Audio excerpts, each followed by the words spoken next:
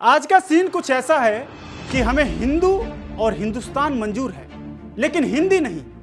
ऐसा मैं नहीं कह रहा हूं, ऐसा कहना है महाराष्ट्र के एक बहुत बड़े नेता और शिवसेना प्रमुख उद्धव ठाकरे का। यह सोच जब उद्धव ठाकरे ने जाहिर किया, तब यह साफ हो गया कि महाराष्ट्र की राजनीति में भाषा अब सिर्फ संवाद का माध्यम नहीं, बल्कि अस्तित्व और पहचान का मुद्दा बन चुकी है। महाराष्ट्र की राजनीति में हाल ही में जो घटनाक्रम हुए, खासकर उद्धव ठाकरे और मनसे प्रमुख राज ठाकरे का 20 साल बाद एक साथ मंच साझा करना, यह केवल एक रैली नहीं थी, यह एक दो भाइयों के बीच दुश्मनी का अंत था।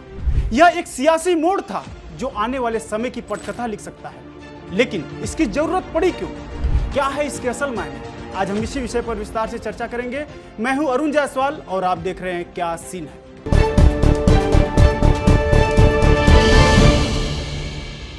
जगह था मुंबई का वर्ली डोम। तारीख थी 29 जून 2025। मुंबई की वर्ली की सड़कों पर उस दिन सिर्फ भीड़ नहीं, बल्कि मराठी अस्मिता की लहर दौड़ रही थी। हजारों लोगों की मौजूदगी में जब राज ठाकरे और उद्धव ठाकरे एक मंच पर आए, तो यह केवल भाषण नहीं था, यह एक सियासी शपथ, एक सांस्कृतिक ऐलान और शायद एक राजनीतिक वापसी का बिगुल भी था। 29 जून 2025 की शाम वर्ली डोम में मराठी एकता विजय रैली का आयोजन हुआ।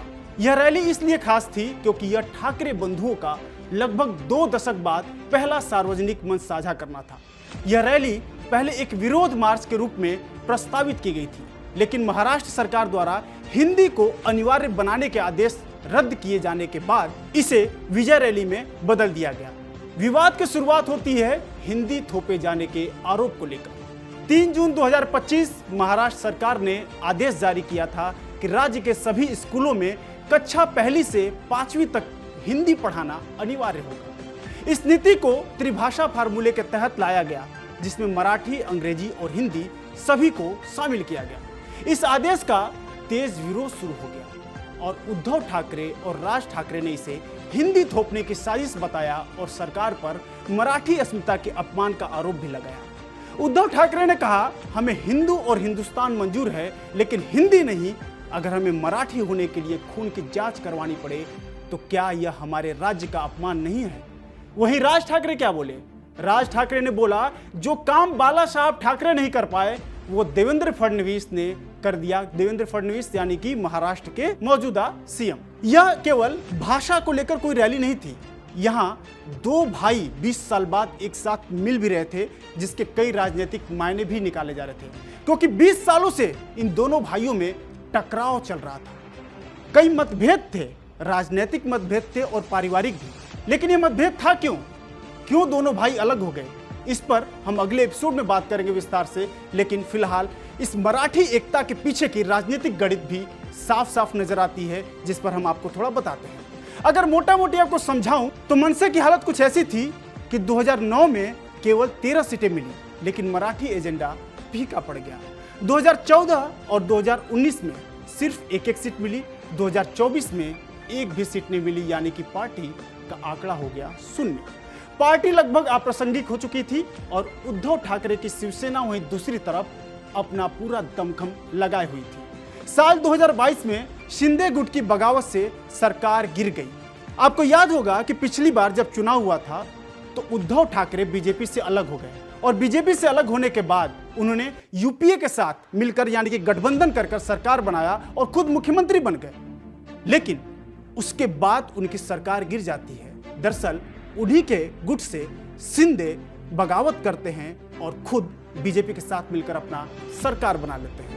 और बात यही नहीं रुका, इसके बाद शिवसेना के चुनाव चिन्ह और नाम को लेकर भी बवाल शुरू हो गया। शिवसेना का जो चुनाव चिन्ह था और नाम, उसे शिंदे ग्रुप ने छीन लिया।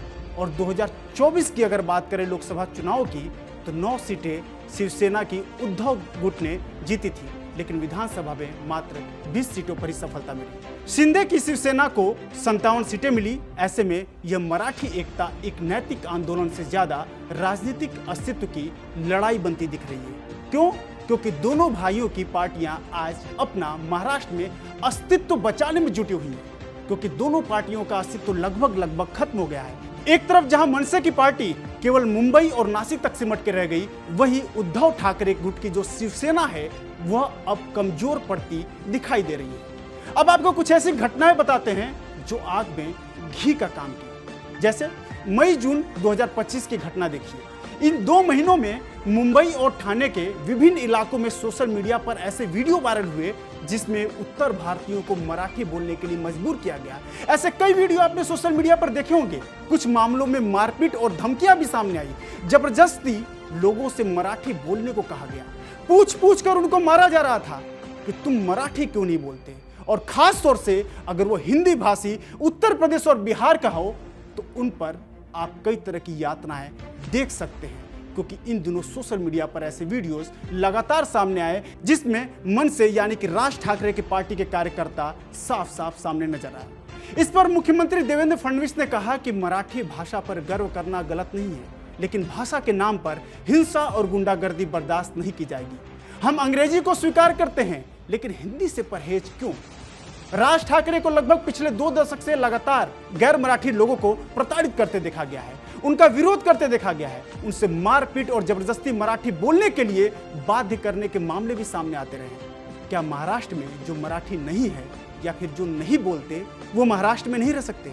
अगर ऐसा है तो उद्धव ठाकरे की शिवसेना और राज ठाकरे के मनसे को महाराष्ट्र से बाहर अपनी पार्टियों को प्रमोट नहीं करना चाहिए। क्यों वह किसी दूसरे राज्य में शिवसेना को प्रमोट करते हैं और उनसे वोट चाहते हैं? अब वो तो मराठी नहीं बोलते, तो ऐसे में शिवसेना को जरूर सोचना चाहिए, साथ ही साथ मनसे को भी।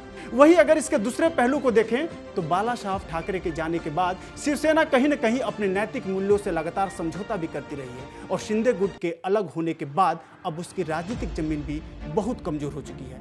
ऐसे में राज ठाकरे और उद्धव ठाकरे के साथ आना कहीं न कहीं अपने राजनीतिक जमीन को बचाने का एक प्रयास मात्र है, और हिंदी मराठी का मुद्दा उसका एक हथियार मात्र, क्योंकि भाषा एक वह मोहरा बन सकती है जिससे एक बड़े स्थानीय और मूल समुदाय को एक साथ जोड़ा जा सकता है और वापस से ये अपनी राजनीतिक जमीन तैयार कर सकते हैं। क्योंकि पहले से ही मनसे का राजनीतिक वर्चस्व ज्यादा नहीं था। वही बीजेपी से अलग होने के बाद, कांग्रेस का हाथ थामने के बाद उद्धव ठाकरे और शिवसेना की किरकिरी हो रही थी। जनता ने उनको हिंदुत्ववादी एजेंडे को लेकर भी सवाल उठाया और वोटर्स का एक बड़ा हिस्सा शिंदे गुट की शिवसेना और बीजेपी की तरफ शिफ्ट हो गया। ऐसे में यह मराठी अस्तित्व की लड़ाई कम और अपनी जमीन यानी कि राजनीतिक जमीन बचाने की लड़ाई और रैली ज्यादा लग रही है। राज ठाकरे वर्षों से गैर मराठी लोगों के खिलाफ आवाज उठाते रहे। उनकी पार्टी मनसे पर हिंदी भाषियों पर हमला का भी आरोप रहा है। अब वही नेता भाषा की आजादी को लेकर बात कर रहे हैं, तो सवाल तो उठता है। और क्या सवाल उठता है? सवाल यह उठता है कि क्या यह सिद्धांत की लड़ाई है या राजनीतिक जरूरत? ठाकरे बंधुओं के इस मंच साझा करने को राजनीति से अलग सांस्कृति की लड़ाई के तौर पर पेश किया गया। रैली में बड़ी संख्या में साहित्यकार, कलाकार, कवि, पत्रकार और मराठी प्रेमी मौजूद थे। वर्ली डोम की क्षमता लगभग 7000 थी, लेकिन इससे बाहर भी एलईडी स्क्रीन लगाकर हजारों की भीड़ को जोड़ा गया। लेकिन शरद पवार, कांग्रेस नेता हर्षवर्धन सबकाल जैसे प्रमुख सहयोगी नेता इस रैली से गायब रहे, जिससे यह सवाल खड़ा हुआ कि क्या यह वास्तव में मराठी एकता है या चुनावी गठजोड़ की तैयारी? जब कोई नेता कहता है कि हमें खून की जांच से साबित करना होगा कि हम मराठी है, तो यह सवाल भाषा से आगे जाकर पहचान और स्वाभिमान का बन जाता है। राजनीतिक मजबूरियों ने 2 कट्टर प्रतिद्वंदियों को एक साथ किया, लेकिन यह एकता कितनी स्थायी है ये भविष्य बताएगा। भाषा को लेकर हो रहे विवाद, हिंदी भाषियों पर हो रही छिटकासी और सांस्कृतिक टकराव, इन सब के बीच ये तय करना मुश्किल है कि क्या ये आंदोलन मराठी गौरव की रक्षा है या चुनावी जमीन की खुदाई। भाषा भाव की होती है, बांटने की नहीं। मराठी हो, हिंदी हो या तमिल, सब भारत की आत्मा है। लेकिन जब भाषा के नाम पर राजनीति होती है तो वो सिर्फ शब्दों को नहीं, समाज को भी तोड़ती है। अब फैसला आपके हाथ में है। क्या ठाकरे बंधुओं का यह मिलन महाराष्ट्र में मराठी अस्मिता की वापसी है या फिर सत्ता में वापसी की आखिरी कोशिश? अपनी राय नीचे कमेंट में दें और इस वीडियो को उन सभी के साथ साझा करें जो भाषा की राजनीति को समझना और सवाल करना चाहते हैं। क्योंकि याद रखिए, जब भाषाएं लड़ती हैं तो संस्कृति हार जाती है।